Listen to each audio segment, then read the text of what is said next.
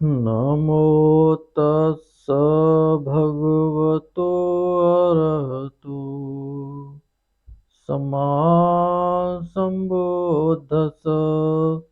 सभी धम्म मित्रों को सप्रेम नमो बुद्धा जय भीम। बौद्ध भारत में आपका स्वागत है।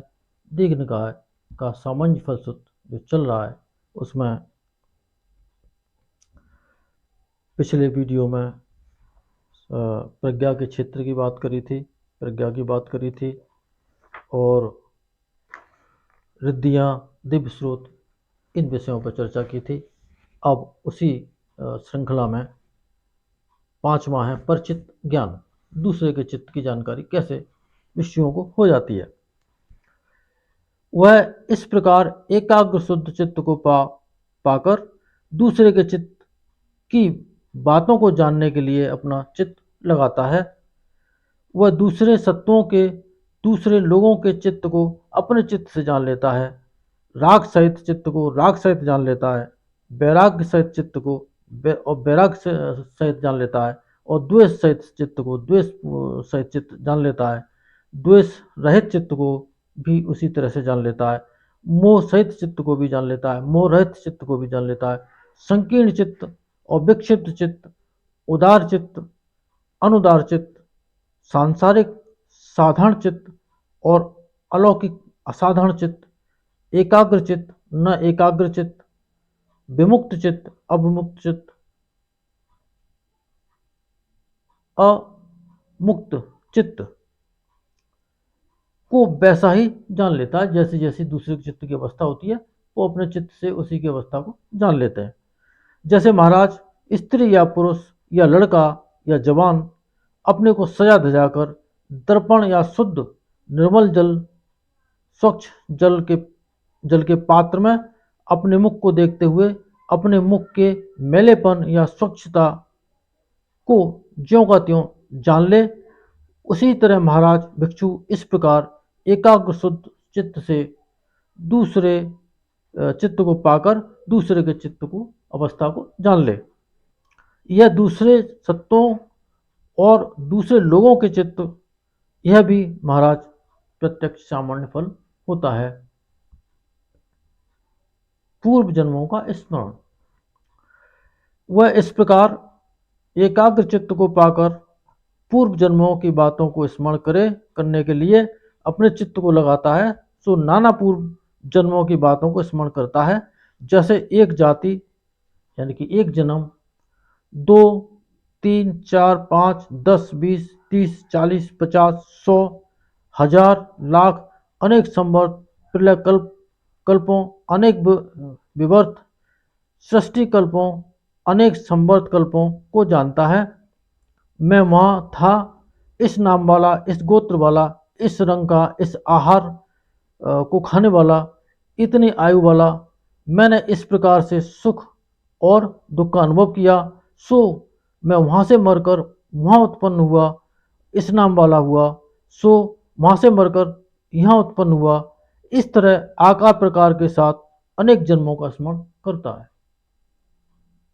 ये होता है मन के भीतर संस्कार के रूप में जन्म जन्मांतरों की जो व्यवस्थाएं वो रखी हुई हैं, वहाँ तक पहुँचना होता है।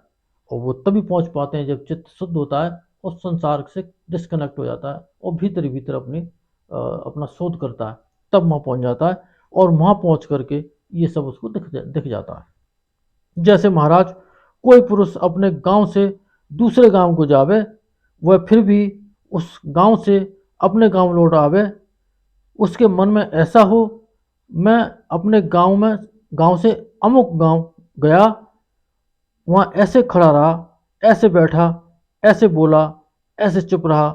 उस गांव से भी अमुक गांव में गया, वहाँ भी ऐसे खड़ा और ऐसे बैठा, बोला और चुप रहा। सो मैं उस गांव से अपने गांव लौट आया।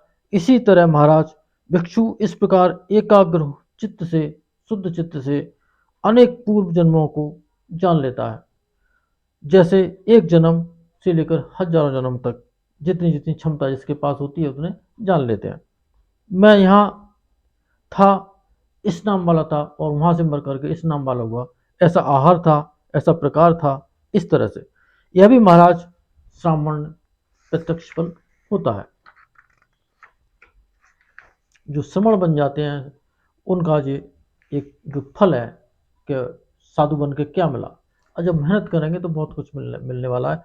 और ये सारी चीज़ें लोगों ने देखी हैं और आज भी जो शील समाधि प्रज्ञा के रास्ते पर चल रहे हैं, गंभीरतापूर्वक काम कर रहे हैं, उनको इन अवस्थाओं को बहुत से पहुंच चुके होंगे और पहुंचने वाले होंगे।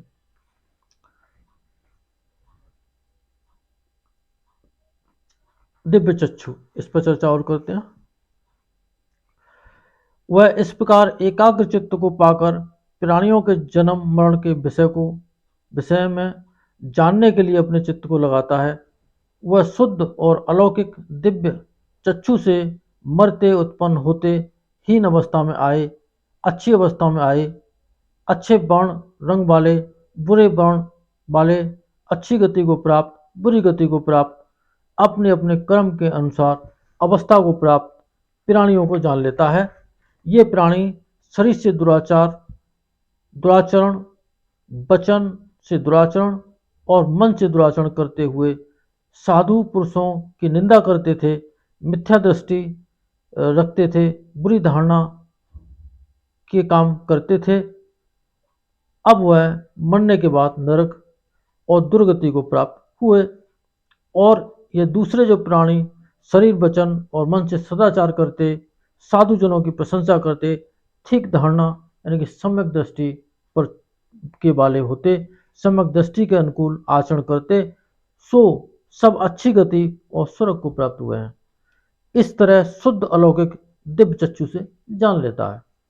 जैसे महाराज चौरस्ते के बीच में प्रसाद, एक कोई महल हो चौराहे के बीच में, वहां आंख वाला कोई मनुष्य खड़ा हो, मनुष्यों को घर में घुसते भी और बाहर आते भी, एक सड़क से दूसरी सड़क में घूमते, चौरस्ते के बीच में पास बैठे ही भी देखे, उसके मन में ऐसा होवे यह मनुष्य घर में घुसते हैं और बाहर निकल रहे हैं, यह एक सड़क से दूसरी सड़क में घुस रहे हैं, यह चौरस्ते के बीच बैठे हैं।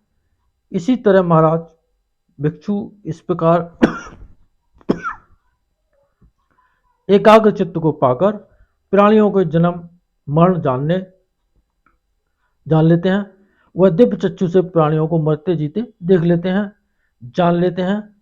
यह प्राणी शरीर से दुर्गति करके कहाँ क्या हुआ इसका, और ये प्राणी जिसने शरीर और मन से के जो अच्छे कर्म किए उसकी सुगति, इस प्रकार दिव्य चक्षु से प्राणियों को जन्म देख लेते हैं, जान लेते हैं। यह भी महाराज सामान्य फल का प्रत्यक्ष फल हुआ।